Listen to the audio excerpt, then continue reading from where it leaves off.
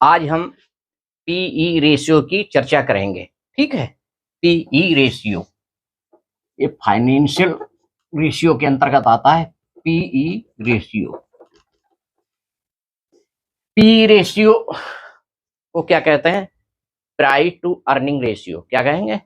Price to earning ratio.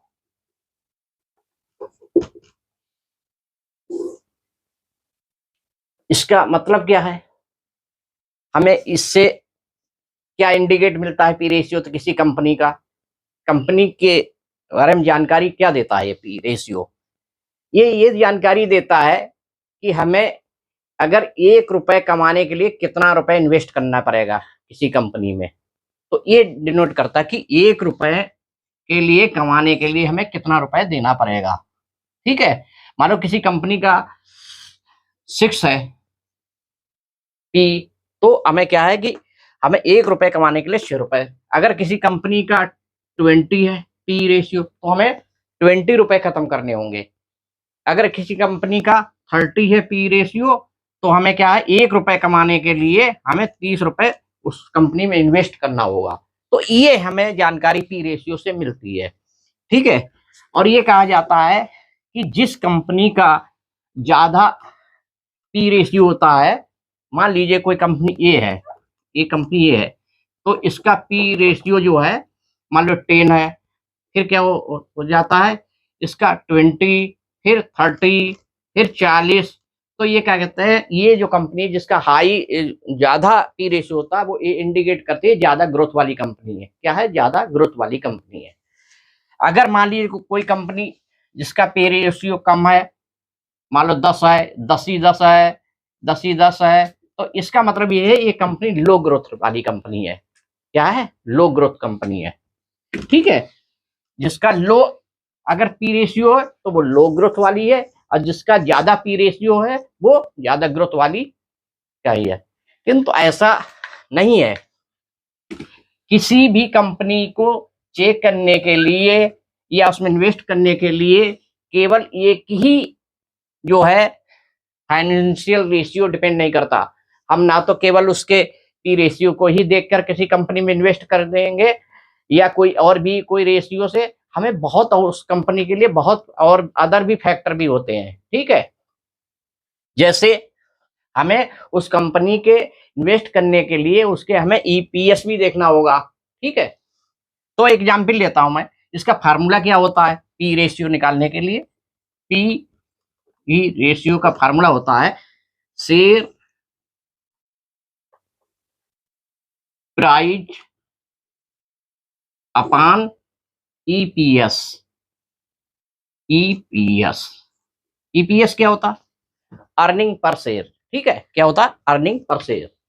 एक company का हम एग्जाम्पल लेते हैं। ठीक है, लेते हैं, मान लो कंपनी कोई ये है, इसका ईपीएस मान लो 3 साल का क्या है, इसका ईपीएस कितना है? 15 है, और इसका शेयर प्राइस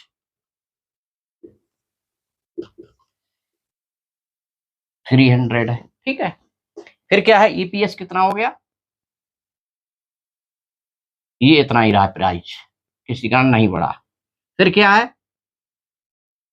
ये है,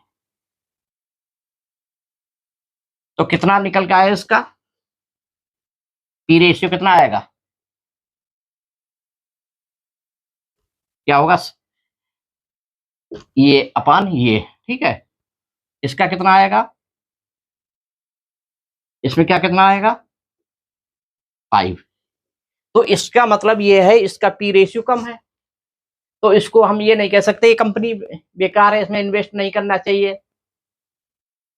क्यों? कि ईपीएस इसका क्या, ईपीएस ज्यादा दे रही, देखिए बताइए, 15 से 30, 30 से एकदम दुगना हो गया।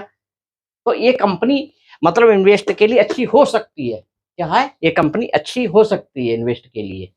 ठीक है, तो हम यही नहीं कह सकते हैं कि अगर उसका ईपी जो है पी रेशियो कम है तो उसमें इन्वेस्ट नहीं करना चाहिए। ठीक है, अब एक और एग्जांपल जैसे हम लेते हैं, एक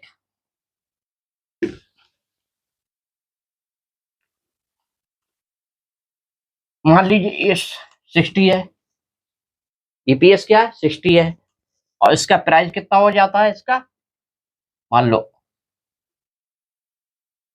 ये, फिर क्या है ये मान लियो,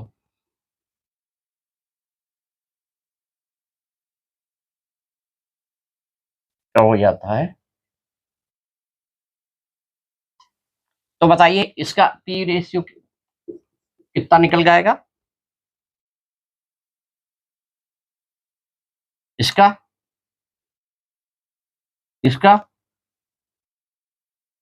इसका क्या है, पी रेशियो बढ़ रहा है, तो हम ये कह सकते हैं कि ये कंपनी अच्छी ज्यादा ग्रोथ वाली है, किंतु ऐसा नहीं है कि अब ये क्या है, कंपनी अर्निंग पर शेयर हमें कम दे रही है, तो ये कंपनी इन्वेस्ट के लिए अच्छी नहीं हो सकती है। तो इसीलिए हम कोई एक फैक्टर या किसी देख के ये नहीं कह सकते हैं कि ये कंपनी अच्छी है, किसी इन्वेस्ट के लिए नहीं अच्छी है।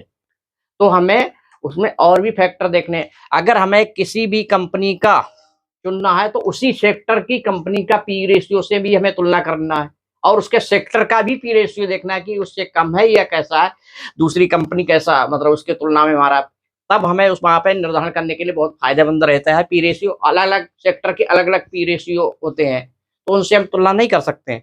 तो हमें किसी भी कंपनी में इन्वेस्ट करने के लिए केवल एक ही फाइनेंशियल रेशियो को नहीं देखना है, हमें और भी देखना है। हमें ईपीएस का भी देखना है, पीबी रेशियो भी देखना है। जो पीबी रेशियो है वो हम अगले वीडियो में लेंगे।